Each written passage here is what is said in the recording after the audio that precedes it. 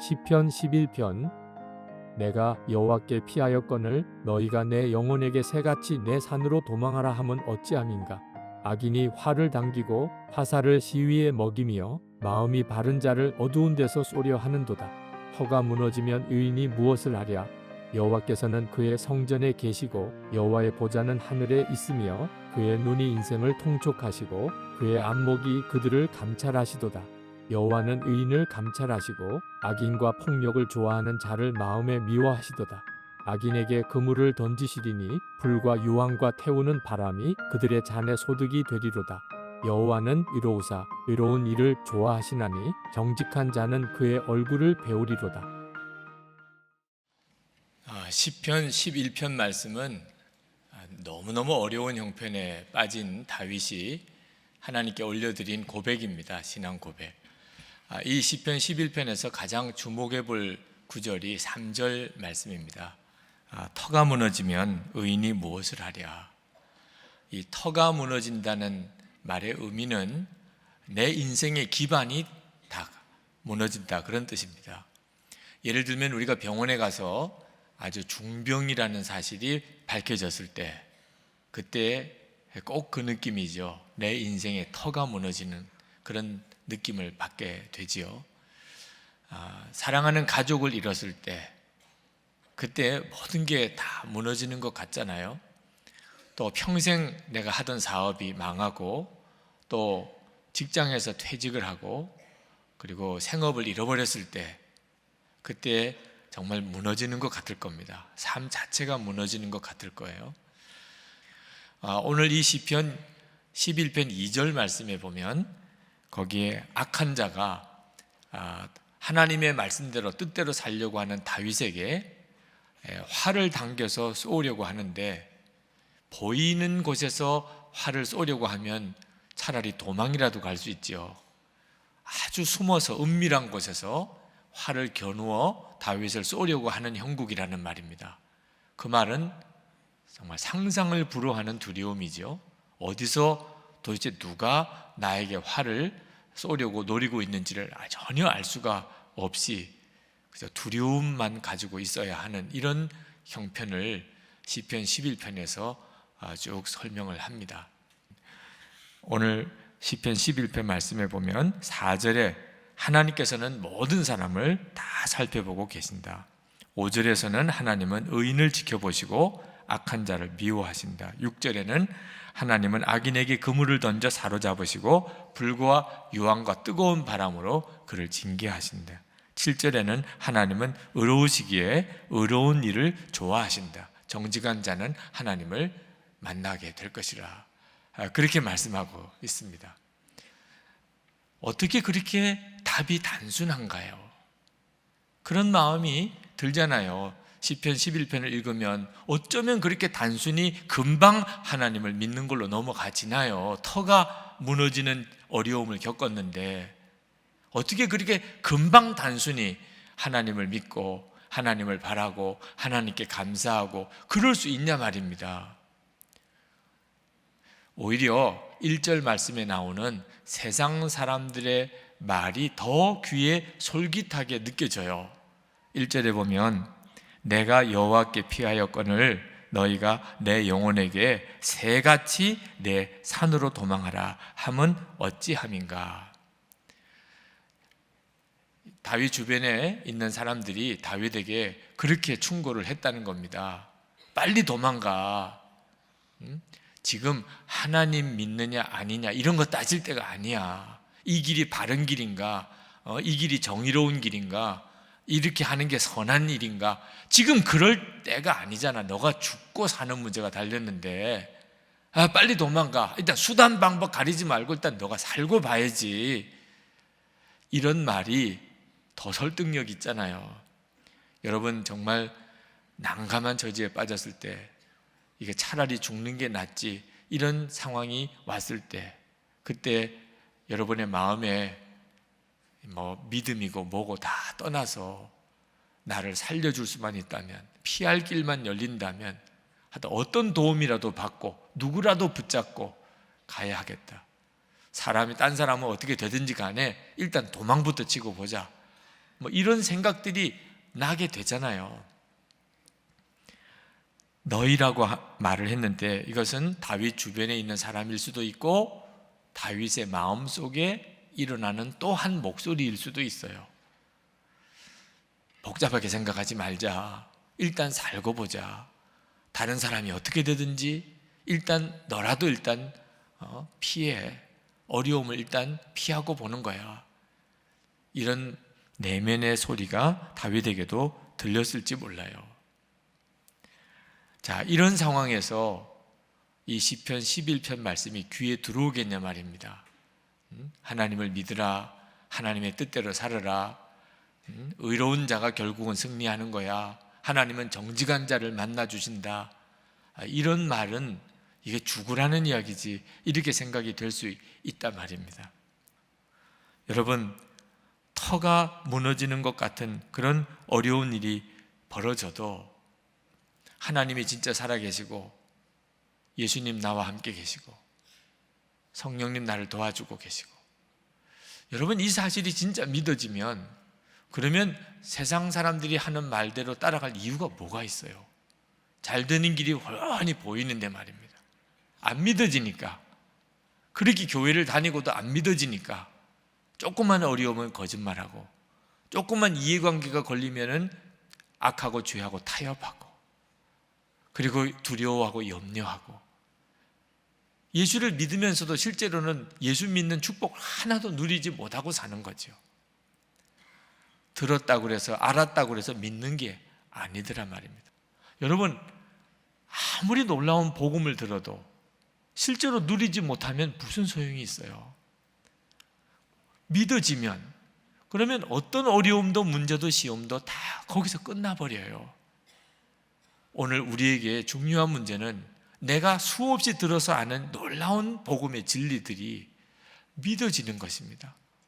다윗이 믿어졌듯이 하나님은 우리 모두에게도 믿어지는 은혜를 주시기를 원합니다. 야고보서 1장 2절에 내 형제들아 너희가 여러 가지 시험을 당하거든 온전히 기쁘게 여기라. 여러 가지 시험을 만나도 내가 하나님 믿고 사는 그 길을 간다면, 그리고 이 길이 복받는 길, 승리하는 길인 줄 진짜 믿어지면 기뻐할 수 있는 거죠.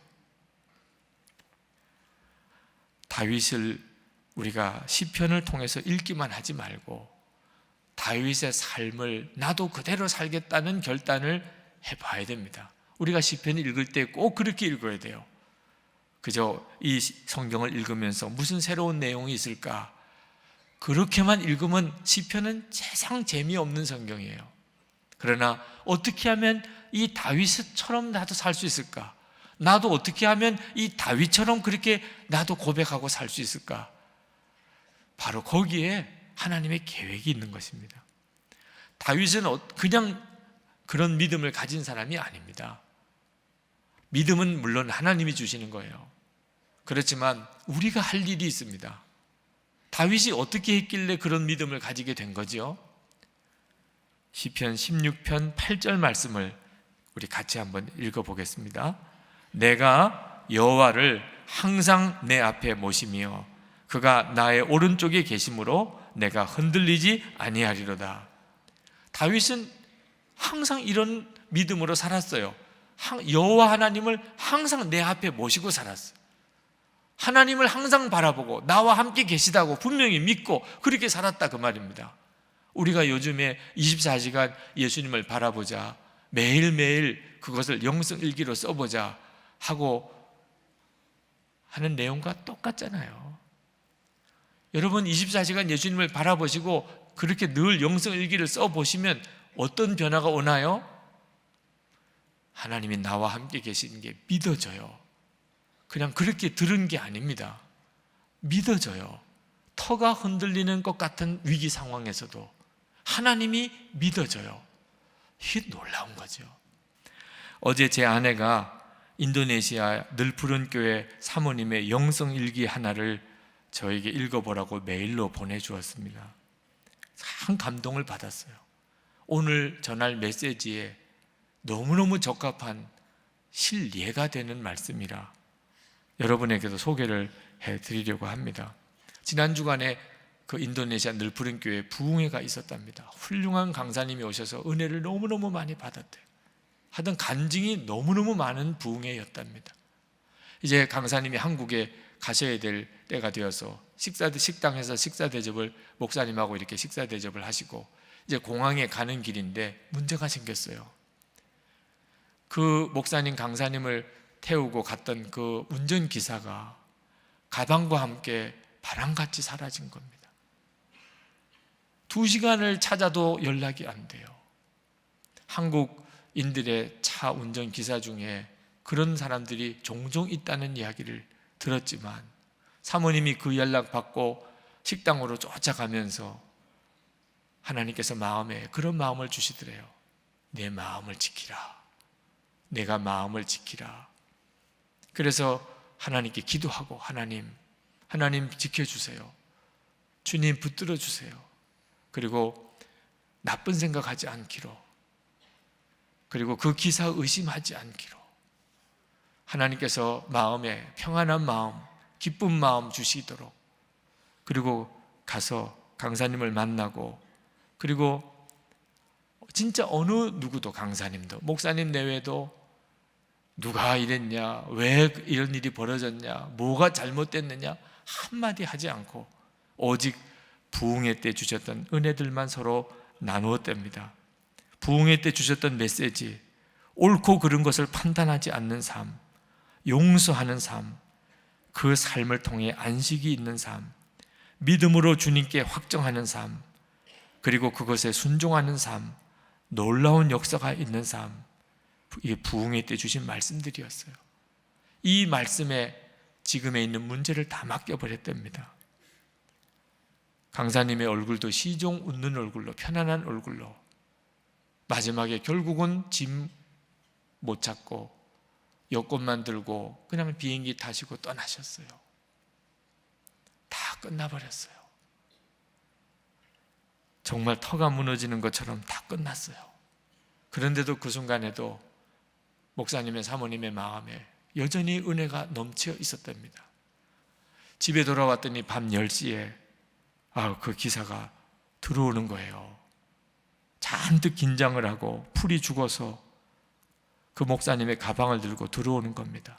목사님 사모님이 나가서 아무 말을 하지 않았대요. 주님이 주시는 마음을 품기로, 내 마음을 품으라, 주님의 마음을 품기로 하고 책망도 안 하고 야단도 안 치고 맞아 주었답니다. 그 기사가 평소에 좀 부족해서 생각이 조금 모자라서 간혹 힘든 일이 많았지만 알고 보니까 엉뚱한 주차장에 가 있었던 거예요. 전화는 잘 연결이 안 되는 전화기라 벨이 울리지 않아서 밤 10시까지 그 주차장에서 계속 기다리고 있었던 거예요. 생각만 조금만 했으면 식당에 와보고 벌써 공항 갈 시간도 됐고 벌써 출국도 했을 것 같고 연락이 올 때까지 그냥 그 주차장에서 기다리고 있었던 거예요. 근데 그때 사모님의 몸이 너무너무 떨리더래요. 하나님, 제가 지금 몸이 왜 이렇게 떨립니까? 참 이상하다고 생각했는데 그 기사의 마음이라는 걸 깨달았대요. 하나님이 그 사모님의 마음에 기사의 마음을 부어준 겁니다. 한국에 갈 그 강사 목사님의 가방을 가지고 들어오는 이 기사의 발걸음이 얼마나 처참했는가, 그걸 느끼게 해준 거예요. 그 순간에 그 기사가 한없이 고맙더래요. 그 밤 10시까지 생각은 조금 모자라서 그 10시까지 그냥 주차장에서 내내 있었지만 전화기 벨 소리가 들릴 때까지 거기에 그냥 기다리고 있었을 그 나름대로의 충성을 했던 그 기사, 그게 너무너무 감사하다. 가지고 도망도 갈 수도 있는 상황인데 화낼 일도 아니었고 화가 나지도 않았답니다. 그 사모님이 마지막에 이렇게 썼어요. 우리는 정말 말씀대로의 테스트를 강하게 받았다. 넘어지지 않고 그 시간까지 평안한 가운데 기다리게 하신 주님 너무 감사하다. 그리고 목사님과 나 그리고 집사님, 전도사님 모두 은혜를 쏟지 않아 감사했다. 모든 성도의 짐을 짊어지고 승리한 느낌이 확 들었다. 그래서 더 감사했다. 난 어떤 일에도 흔들리지 않겠다. 다시 결단하고 잠자리에 든다. 주님 너무 감사합니다. 그리고 주님 찬양합니다. 주님이 하셨습니다. 아멘. 여러분, 터가 무너지는 일이 순간순간 일어납니다. 그때 우리 시편 11편을 명심하세요. 24시간 예수님을 바라보는 일은 너무너무 놀라운 역사를 이룹니다. 터가 무너져도 우리가 피할 길은 하나님밖에 없어요. 그 길이 진짜 사는 길이고 문제 해결의 길입니다.